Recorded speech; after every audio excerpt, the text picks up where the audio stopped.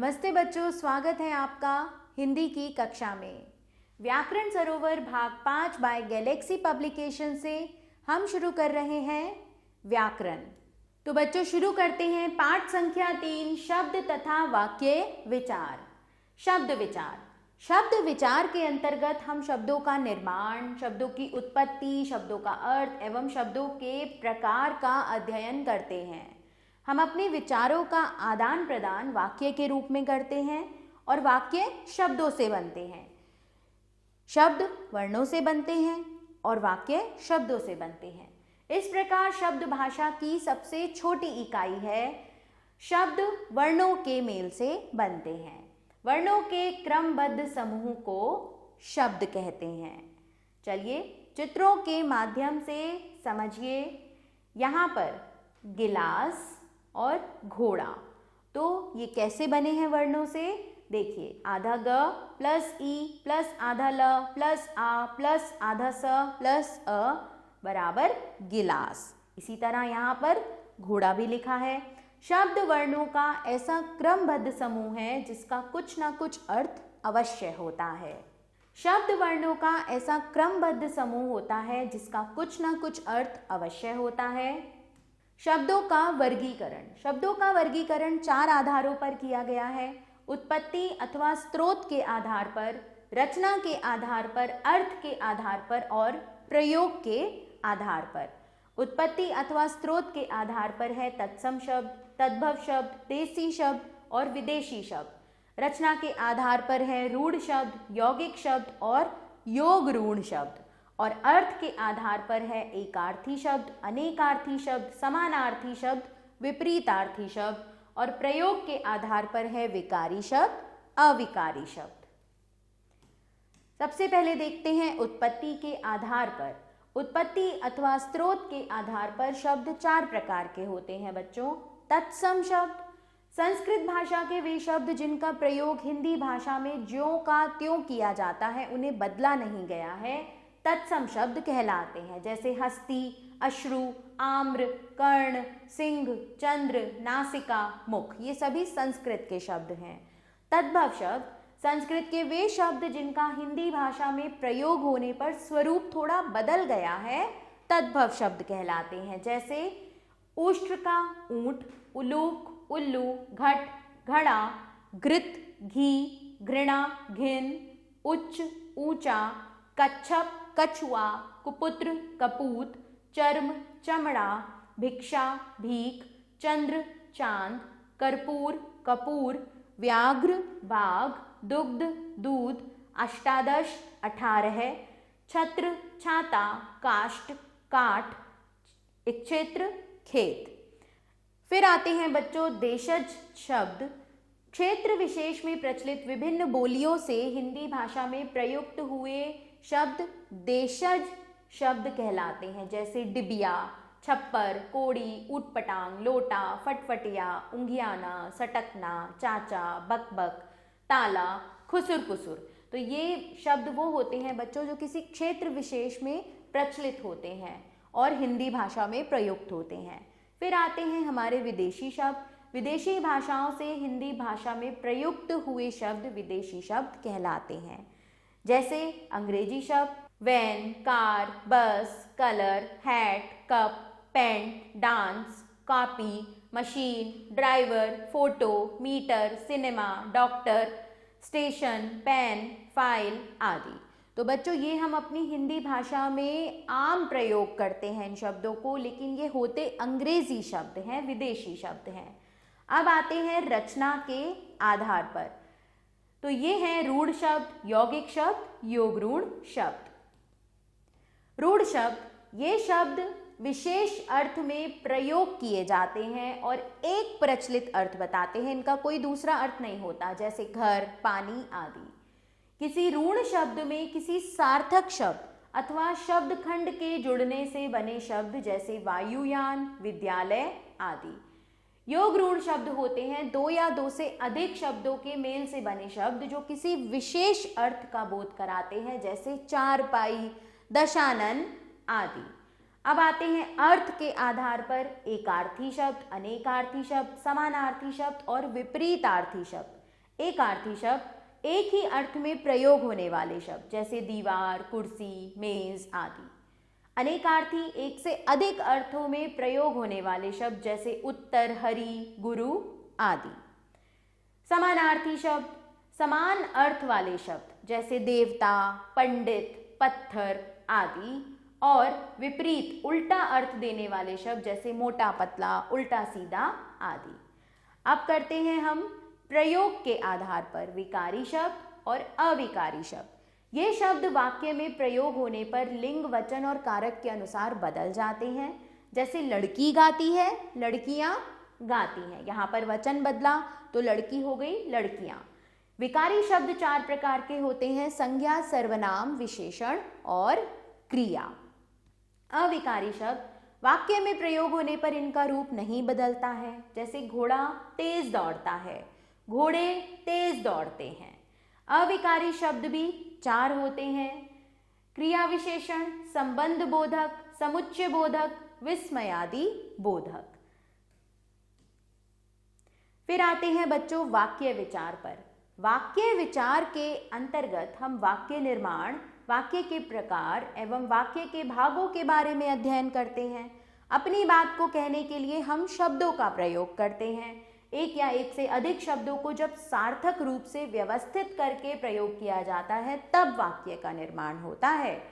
ध्यान दीजिए, वाक्य शब्दों का ऐसा क्रमबद्ध समूह होता है जिसका एक विशेष अर्थ स्पष्ट होता है। यदि हम शब्दों को क्रमबद्ध तरीके से नहीं लगाएंगे तो हमें वाक्य का अर्थ स्पष्ट नहीं होगा। वाक्य के भाग, वाक्य के 2 भाग होते हैं, उद्देश्य और विधेय। उद्देश्य देखेंगे, वाक्य में जिसके विषय में कुछ कहा जाता है, मतलब जिसकी बात हो रही है, उसे उद्देश्य कहते हैं। जैसे राधा खाना खा रही है, तो यहाँ खाना कौन खा रहा है? राधा।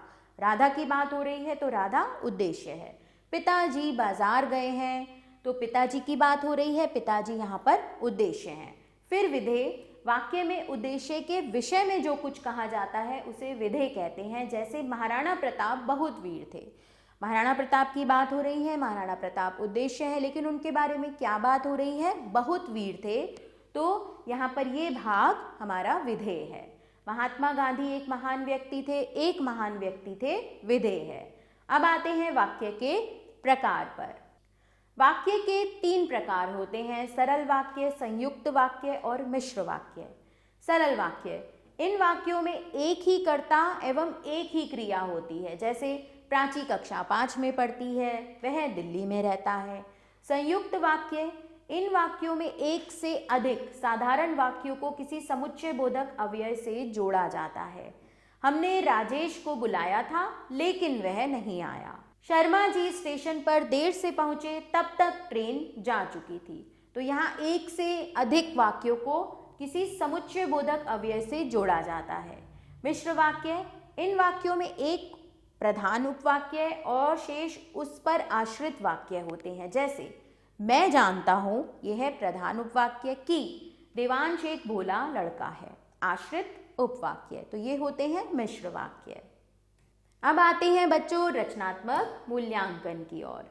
सही विकल्प पर सही का चिन्ह लगाइए। शब्दों का वर्गीकरण कितने आधारों पर किया गया है? 4 आधारों पर। संस्कृत के वे शब्द जिनका प्रयोग हिंदी भाषा में ज्यों का त्यों किया जाता है उन्हें तत्सम शब्द कहते हैं। डॉक्टर एक विदेशी शब्द है। जो शब्द वाक्य में प्रयोग होने पर लिंग, वचन और कारक के अनुसार बदल जाते हैं उन्हें क्या कहते हैं? उन्हें हम विकारी शब्द कहते हैं। चलिए बच्चों, चलते हैं आगे। भाषा की सबसे छोटी इकाई है शब्द। अर्थ के आधार पर भाषा शब्द के कितने प्रकार होते हैं? तो बच्चों बताएंगे आप, अर्थ के आधार पर शब्द कितने प्रकार के होते हैं? ये आप इसका उत्तर स्वयं देंगे। क्षेत्र विक्षेत्र में विभिन्न बोलियों से हिंदी भाषा में आए शब्द क्या कहलाते हैं? देशज। और शब्दों के क्रमबद्ध समूह को वाक्य कहते हैं। चलिए आगे चलते हैं।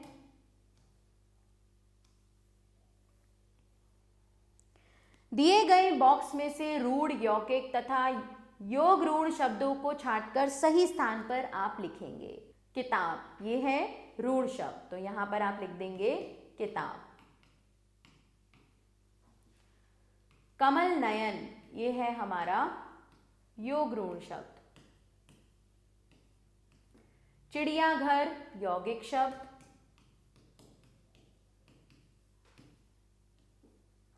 विद्यालय, ये भी यौगिक शब्द है।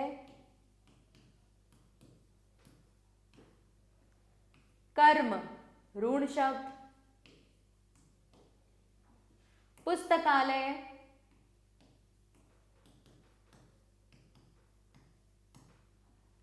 चीता घर, रूढ़ शब्द है ये, चीता घर। रसोई घर, ये यौगिक शब्द है। निम्नलिखित तत्सम शब्दों के तद्भव शब्द लिखिए। तो चलिए बच्चों करते हैं। ग्राम, गांव। कर्म, काम। पुस्तक, किताब। कर्ण, कान। अग्नि, आग। और क्षेत्र, खेत। अब देखते हैं बच्चों प्रश्नोत्तर। निम्नलिखित प्रश्नों के उत्तर लिखिए। शब्द की परिभाषा उदाहरण सहित लिखिए। तो वर्णों के क्रमबद्ध समूह को शब्द कहते हैं और उदाहरण में आप लिख सकते हैं जैसे गिलास, घोड़ा आदि। उत्पत्ति के आधार पर शब्दों का वर्गीकरण कीजिए। और वाक्य किसे कहते हैं, वाक्य के कितने भेद होते हैं, निम्नलिखित वाक्यों में से उद्देश्य और विधेय छांटकर अलग अलग कीजिए। तो बच्चों प्रश्न संख्या 2 और 3 का उत्तर आप पाठ के आधार पर स्वयं देंगे। प्रश्न संख्या 4 मैं आपको यहाँ पर करा रही हूँ। नेहा पढ़ रही है, तो किसकी बात हो रही है, नेहा की। तो यहाँ पर नेहा हमारा उद्देश्य है और विधेय रहेगा पढ़ रही है। चिड़िया उड़ गई, तो चिड़िया यहाँ उद्देश्य होगा और विधेय होगा उड़ गई। शिक्षा सबके लिए आवश्यक है, तो उद्देश्य है हमारा शिक्षा और विधेय है सबके लिए